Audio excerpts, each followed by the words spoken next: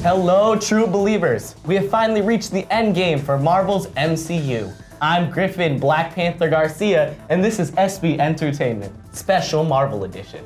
This weekend marks arguably the most anticipated release of 2019 as Marvel's The Avengers Endgame. A film more than 10 years in the making hits the silver screen. Starting with Iron Man in 2008, this film franchise has collected more revenue at the box office than any other film in movie history.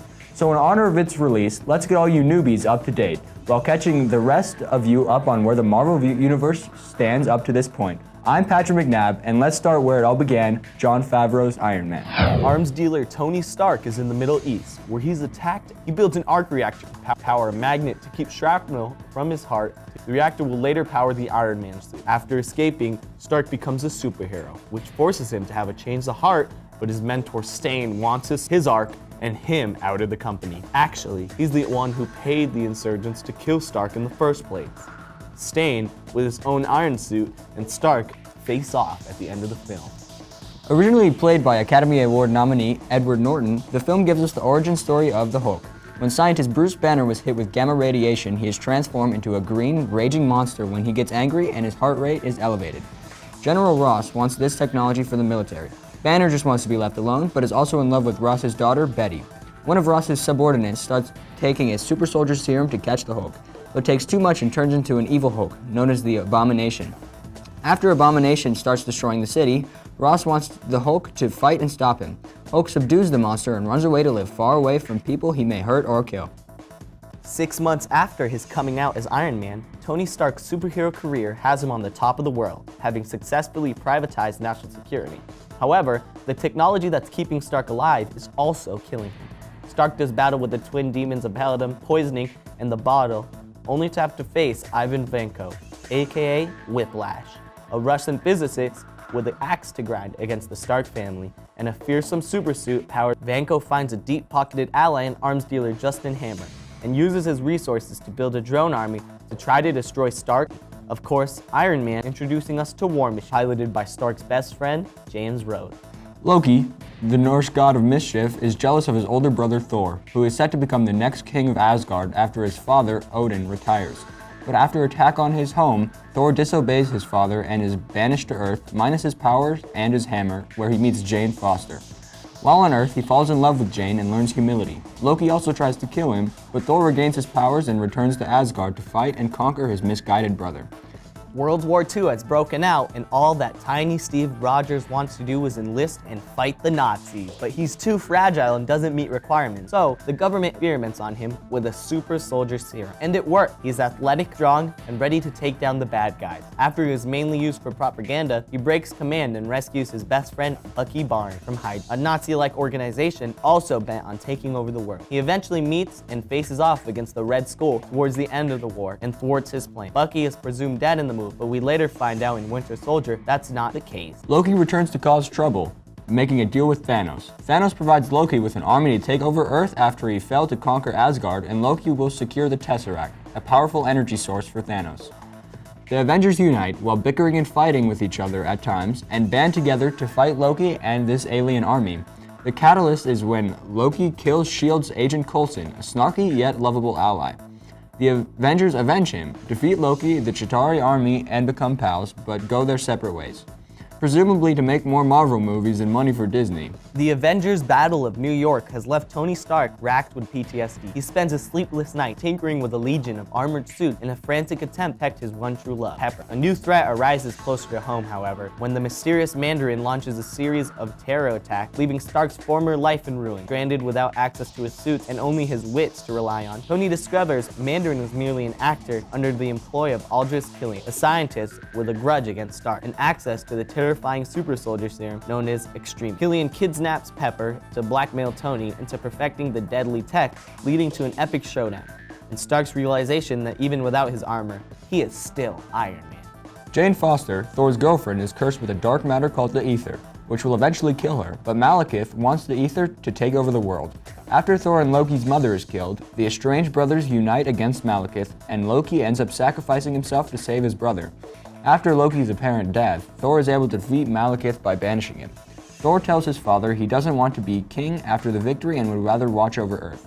But it's not his father, it's Loki in disguise who actually survived. Marvel's red, white, and blue hero finds himself increasingly ill at ease with his employer S.H.I.E.L.'s shades of gray, especially after Steve Rogers, aka Captain America, discovers Project Insight, a plan to eliminate the agency's enemies before they strike. All the while, S.H.I.E.L.'s director, Nick Fury, is being hunted by a mysterious assassin known only as the Winter Soldier. After the agency targets Rogers, he and Black Widow go on a run to discover Hydra has been festering inside S.H.I.E.L.D. for decades, and that the Winter Soldier is none other than Cap's old friend, Bucky Barnes, who has been brainwashed to be a trigger man for the evil group. Along with his new friend Sam Wilson, aka Falcon, and Black Widow, Rogers vows to burn down both Hydra and S.H.I.E.L.D.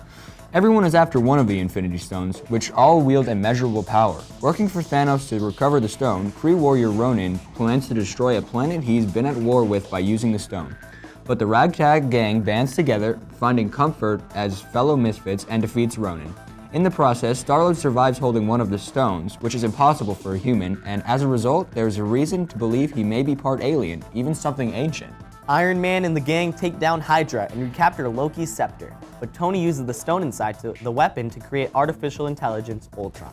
This backfires, and Ultron wages war against the Avengers and the human race. You start to see a real break in the team between Cap and Iron Man on their belief, while 3 new Avengers are introduced, including Vision, who's born in the Mind Stone, Scarlet Witch, and one of 2 Quicksilvers to appear on the big screen. That the Avengers eventually come together to take down Ultron, but at the cost of countless lives, as the city of Sokovia is destroyed. Scott Lang is a convict who was jailed after he was doing what he thought was right. He gets recruited by Hank Pym, the original Ant-Man, to get his shrinking technology out of the hands of his former protege, Darren Cross, who eventually creates a suit of his own. The two battle and Lang defeats Cross. In the middle of the film, Lang has a run-in with Falcon at the Avengers facility.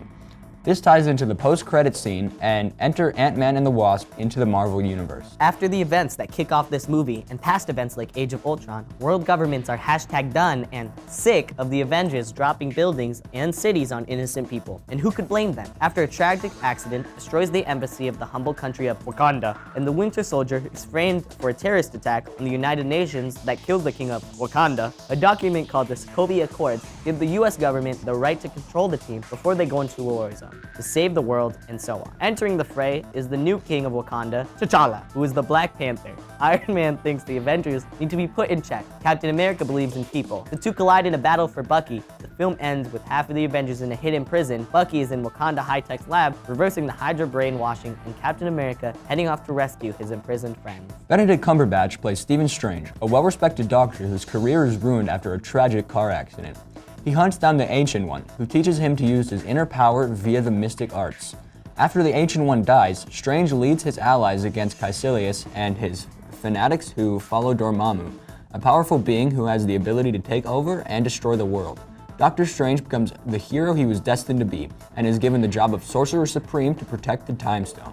The gang is back, yo! They made a go at saving the galaxy time and time again, and are getting pretty good at it, until Rocket steals something from the Sovereign, which has them running for their lives. Eventually, the team splits up as Star-Lord's father, Ego, finds him and offers to take him back to his planet. The team eventually finds out Ego is a bad guy who plans to take over the galaxy. The team's love for each other breaks the daddy issues, compromising Star-Lord and the gang frees him. Before Star-Lord confronts his father and defeats him to save his friends, including Baby Groot, who has been confirmed as the son of Groot. Peter Parker has been dying to fight crime and become an Avenger ever since the events of Captain America: Civil War. But Tony Stark has other plans. He wants the kid to remain a kid and learn before going up against real villains. When a collector starts using technology from the Avengers battle with the Chitauri to cause havoc, Peter attempts to be the hero he yearns to be.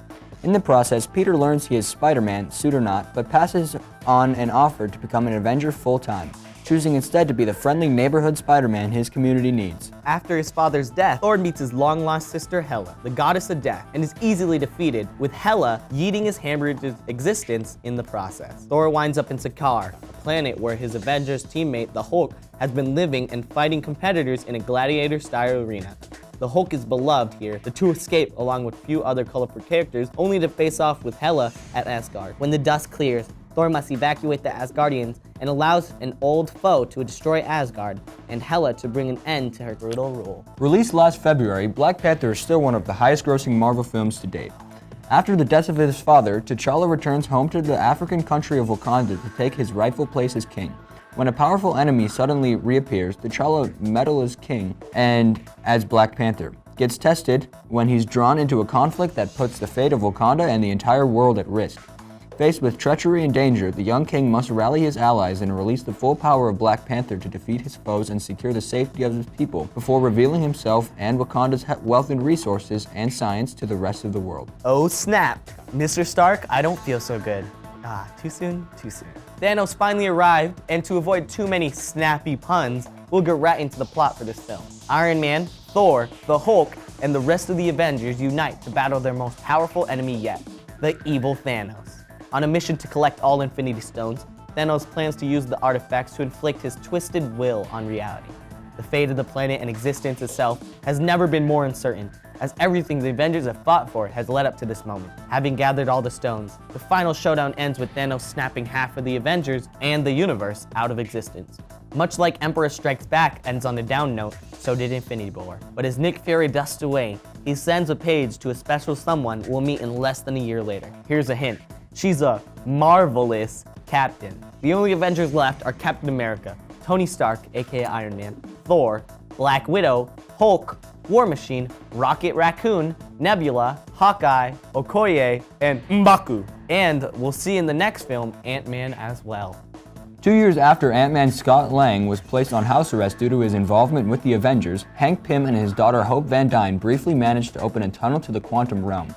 They believe Pym's wife Janet Van Dyne might be trapped there after shrinking to subatomic levels in 1987. The trio works to build a stable quantum tunnel so they can take a vehicle to the quantum realm and retrieve her. Pym enters the quantum realm to retrieve Janet, but the perceived villain, Ava, begins to forcibly take Janet's energy. Pym and Janet return safely from the quantum realm, and Janet voluntarily gives some of her energy to Ava to temporarily stabilize her. Lang returns home once again at the end of his house arrest. In the mid-credit scene, Pym, Lang, Hope, and Janet plan to harvest quantum energy to help Ava remain stable. While Lang is in the quantum realm doing this, the other three disintegrate. Captain Marvel is an extraterrestrial Kree warrior who finds herself caught in the middle of an intergalactic battle between her people and the Skrulls. Living on Earth in 1995, she keeps having recurring memories of another life as U.S. Air Force pilot Carol Danvers.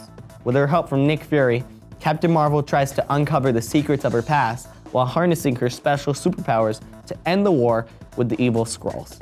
As it turns out, spoiler alert, the Kree are actually the bad guys oppressing the Skrulls, who only want to save their families from extinction. After a big showdown where Captain Marvel breaks the Kree control device and becomes her true self, Danvers fights the Kree warriors and saves the Earth from destruction when the Guardians of the Galaxy foe Ronan arrives to destroy everything. It ends with Captain Marvel leading to bring the Skrulls to a new home a few years before Y2K. Finally, let's look at this weekend's release. Adrift in space with no food or water, Tony Stark sends a message to Pepper Potts as his oxygen supply starts to dwindle. Meanwhile, the remaining Avengers, Thor, Black Widow, Captain America, and Bruce Banner, along with the remaining Marvel heroes, must figure out a way to bring back their vanquished allies for an epic showdown with Thanos, the evil demigod who decimated the planet and the universe. The culmination of a decade of Marvel films, this film is expected to see the demise of a few popular characters, while the acquisition of 20th Century Fox potentially adds new additions to the Disney Avengers MCU. Yes, true believers, that means Wolverine, the X-Men, the Fantastic Four, and your favorite merc with a mouth, Deadpool. This film is already projected to be one of the highest grossing films of all time with a runtime of 3 hours. It opens today nationwide. I'm Griffin Black Panther Garcia, and this has been your special Marvel edition of SB Entertainment. Did you know Marvel founder, the late Stan Lee, appears in every Marvel film and is theorized to be Utatu the Watcher, a timeless being that has been observing the Marvel Universe from the start. Marvellous. I'm Patrick McNabb, and this has been your SB Entertainment Marvel MCU Recap. Silverado. Excelsior, Skyhawks.